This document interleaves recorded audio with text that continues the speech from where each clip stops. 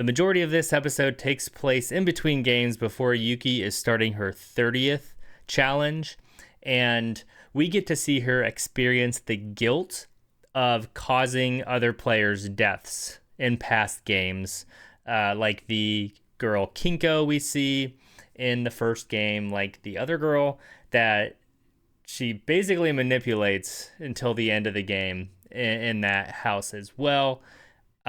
We get this really long, awkward scene where she is laying in bed and nothing happens for like a minute and a half. I thought my TV screen froze.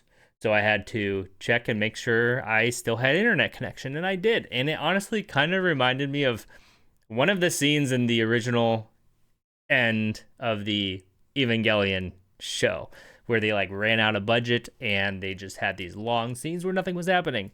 That's what it reminded me of. But it did have a purpose and it did have an impact. This just feeling of guilt that was so heavy on Yuki. You got to experience that.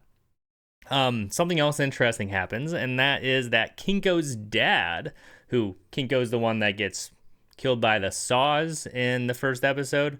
Kinko's dad wants to take down the game and stop it.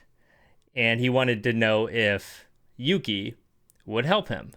And she's like, you know what? No, I'm kind of stuck playing this game. And he is able to still convince her to swallow this transmitter before she goes into her 30th game.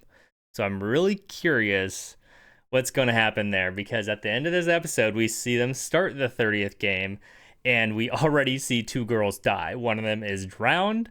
Both of them are drowned, but the first girl who is drowned, we just see her body floating, and we see one of the girls wake up in a shower. She walks out, and she's confronted by these other girls, and then we also get to see Mashiro come back too. And it seems like Yuki is going to be unhinged now.